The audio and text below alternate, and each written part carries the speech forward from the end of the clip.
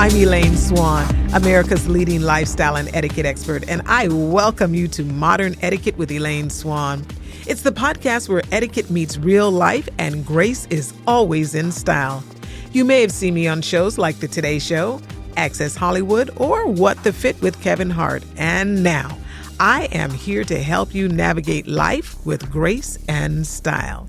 In each episode, we'll dive into modern dilemmas, whether it's handling travel plans with friends, splitting the bill at dinner, or choosing the perfect host gift. I'm here to answer your real-life etiquette questions. So pour a cup of tea, relax, and let's go on this journey to becoming the best version of ourselves, one polite step at a time. Hey. I am back. I'm back. I guess I'm back because you were okay with what I had to share last time. But we're back with Modern Etiquette with Elaine Swann. And I'm doing one of my favorite things. I am answering your questions. I am helping you through your challenging times. I'm using what you ask me for content. And I don't think there's anything wrong with that because I keep saying if one person wants to know a question, then another one certainly does as well. And so I'm here today with my producer, Kelly. Hey, Hello, producer Kelly. beautiful people out there. I am so excited. We're back for another episode. I know, right? We're going to just keep it going and keep it going. Yeah. Yes. And I just think etiquette during times like these, so important. So important. It is. It really is. Folks think that etiquette has to do with how we use our fork and our knife at the table. And it does not. Only, right? That's part of it. But the other part of it is that we really have to make sure that we are showing up in the world our best, being the best version of ourselves. And so etiquette is not just a bunch of rules and guidelines. Yes, there's definitely decorum. There's certain ways we should approach life and things like that. But it's not just how you use your fork and your knife. It's how you impact other people. It's like a lifestyle. Yes, it's your life and your style. And what are you leaving for people, behind and everything. So I'm here to answer your questions. Well, I have a question. Okay. From Reddit. Give me the Reddit question. I'm ready for it. Okay. Yeah, I have a question. And it's actually hotel dining room service etiquette. Ooh, okay. Yeah. Let's hear it. So this is the question. So I rarely order room service dining when staying at hotels, so I'm not quite sure about the etiquette. I decided to order food from the restaurant that's attached to the hotel I'm staying at. The menu disclosed a $5 delivery fee plus an 18% service charge, although a different menu from the same place specifically called it gratuity. So the food comes and I sign the receipt, and of course it has a line for a tip. So I casually confirm that the tip was included in the bill. The person says the service charge is, but the gratuity wasn't. So I left an additional tip. I figured maybe the restaurant workers get the service charge and the hotel employees get the tip. Does that make sense? And is this the case? I still can't help feeling I got hustled a bit with all the fees. So that's my question. Yeah, the question is, so here's where you got to read the fine print. This happens so often. Folks, you see that service charge and you're wondering, well, what is this service charge for? And you did the right thing with asking to find out if the service charge was part of the gratuity or if it was just some other fee that the hotels decided to add on so they can get more money from you, right? And it really depends. It varies from property to property. For some properties, that service charge is part of the gratuity, and so you do not need to add any more money to that. For others, it is like that resort fee or what have you that folks try to throw in there, right? So it's like that resort fee or there's all these hidden fees, but it does not have anything to do with the person who physically dropped your meal off. And that's the thing that you want to make sure that you're doing when you are traveling. And if you're staying at a hotel, it is customary to leave a gratuity or tip, if you will, for the person who has served you your meal. So that person who comes to the door and brings it there, double check, as this individual did, to find out, okay, if I write more on this line here, who's it going to?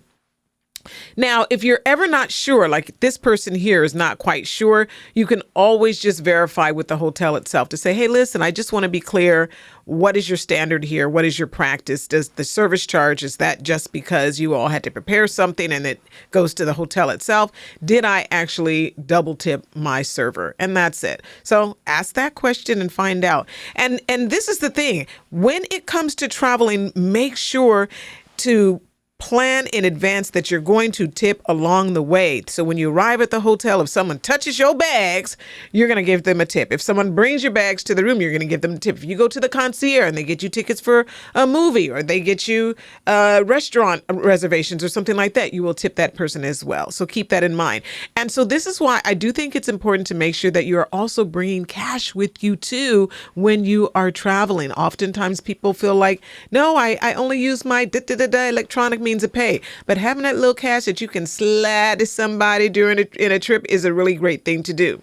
So that's it for that question. I hope it helps. So what we're going to do now, we're going to take a quick break, and then we're going to come back, and I'm going to start taking questions from my viewers. We'll be right back. Welcome back. Welcome back. We're back again. All right. So we're back from our break. And now we're going to get into the nitty gritty of things. This is where, Kelly, you are going to bring these questions. It's funny. I just love all the questions that you're curating for me. I love it too. I mean, and there's some questions that I have been wanting to ask. So this is perfect. So our next question, Ms. Swann, it's hoping that you can help them about my brother contacted my best friend. Ooh, let's hear this. Some family drama. Hi, Elaine. I hope you can help me.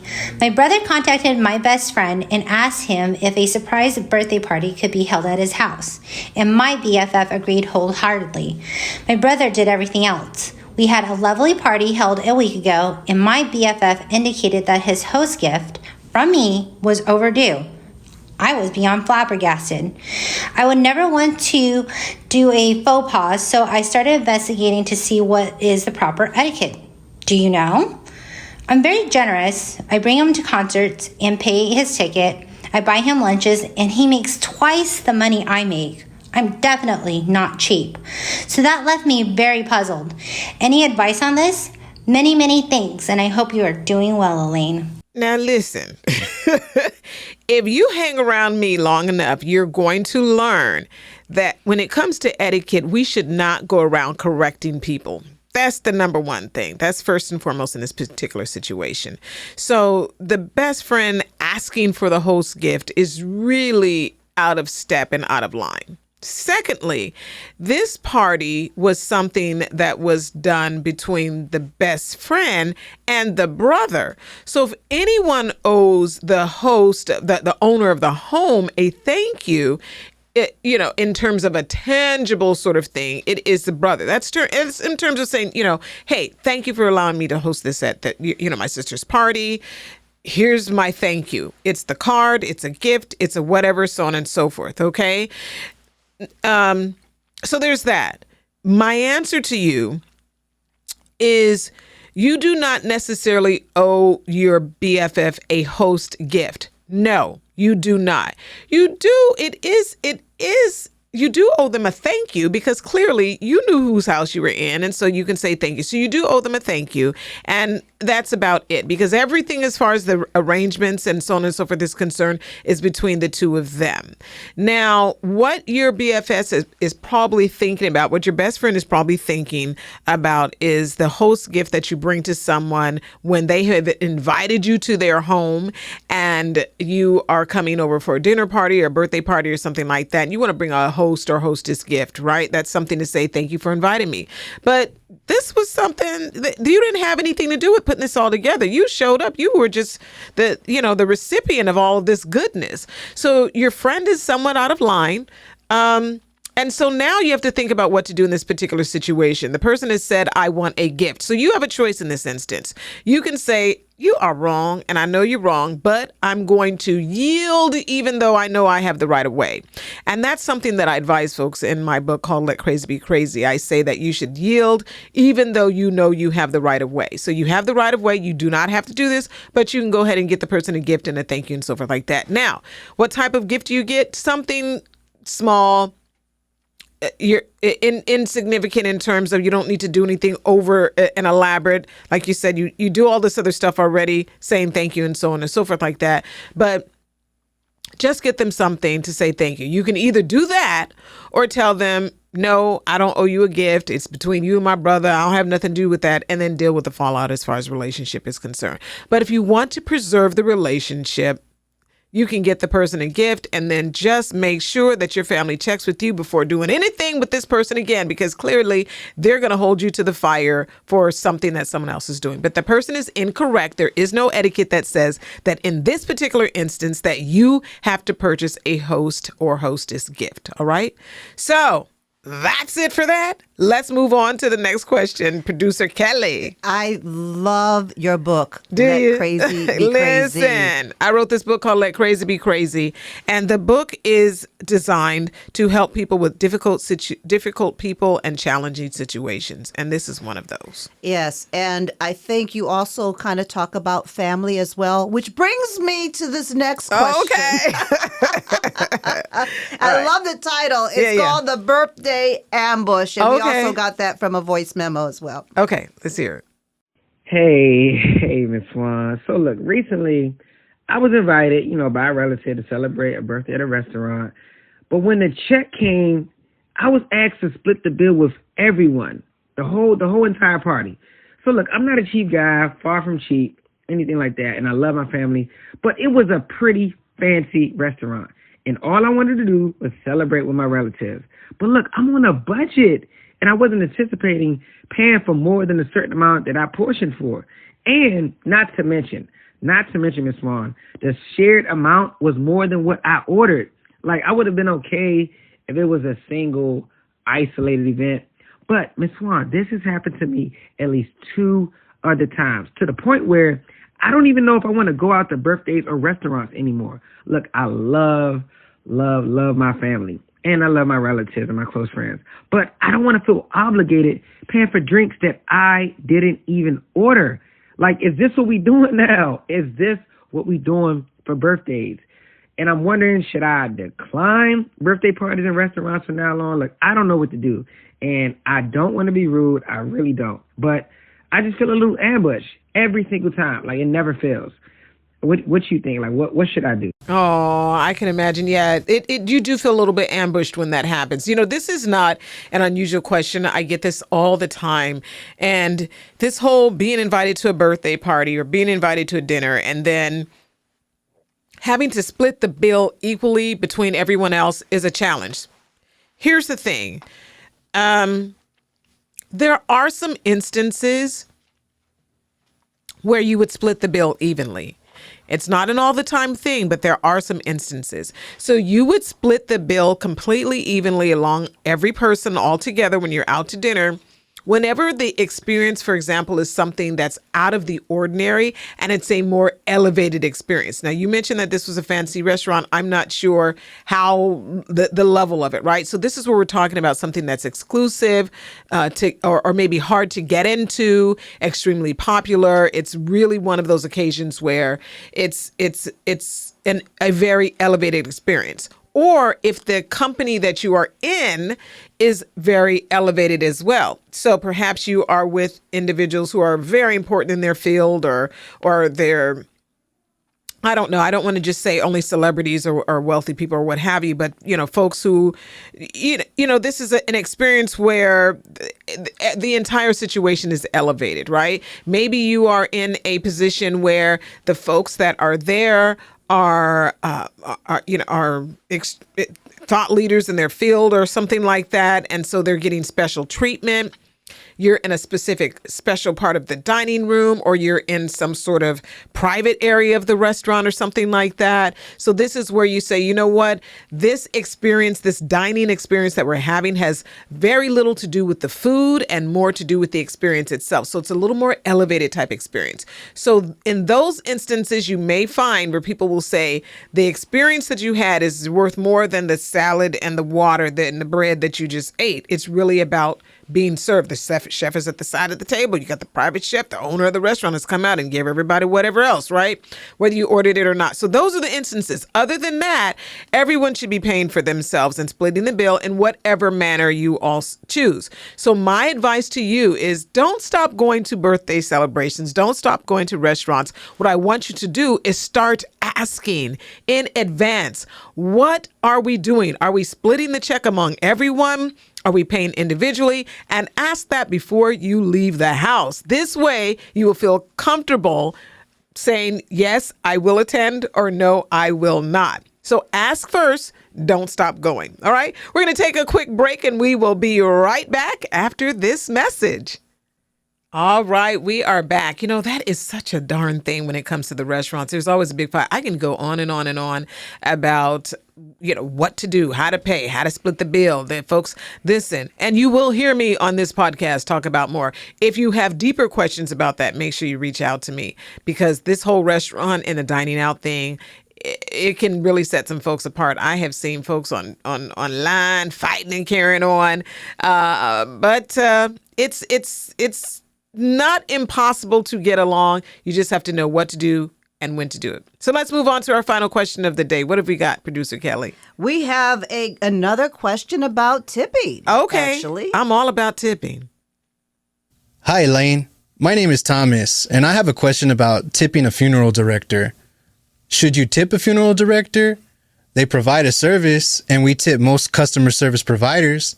Is it the customary 15%? Well, this is a good one because, yeah, we do. They do provide a service.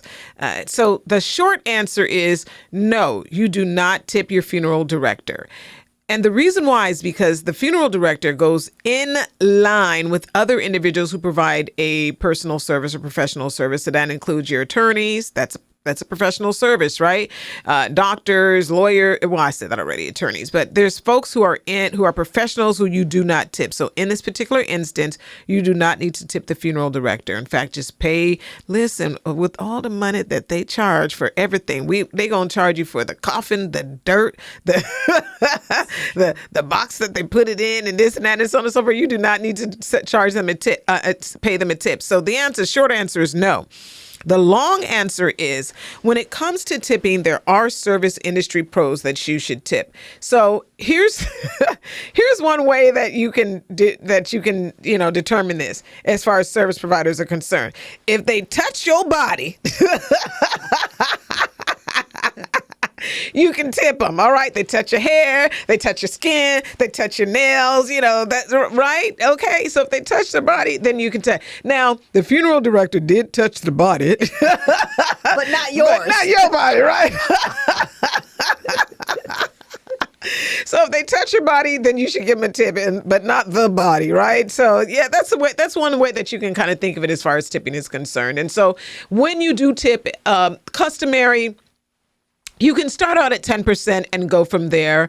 One thing as far as tipping is concerned that a lot of people, I'm going to use this one particular example here is the nail salon, right? Okay, so like I said, your nails. You go into the salon and no, I'm going to switch this up. I'm going to use the hair salon. That's a good one. You go into the salon, somebody shampoos your hair. Then another person colors your hair. And then another person blow dries your hair. And then you got the stylist that is going to cut and style it, right? So then you're thinking, well, who do I tip? How many people do I tip? So you can do a couple things. You can tip people along the way. This is why when you are going to environments where personal services are being rendered by multiple people, just go and get some cash. So this way you can just hand cash to each person along the way. Or you can go ahead and do one final tip for everyone. You can do one final tip that's for everyone there and say, this is for so-and-so. Please make sure that you split this up. But keep that in mind as far as tipping is concerned. If they touch your body, then you got to tip them. And start at 15% for good service, 20% for excellent service, 25 or more for anything above that. All right? Well, thank you, Elaine. Yeah. Gosh, we're coming Good to the stuff. end here Good of our stuff. episode Yeah. 2. Look at us rocking and rolling. This is outstanding. Yeah. Good stuff. I love answering the question. So listen, folks, if you do have an etiquette question that you would like to ask, I would love to hear from you. So email your question to questions@elaineswann.com. You can send me an email or you can leave a voice memo and then we'll share that question right here on the podcast.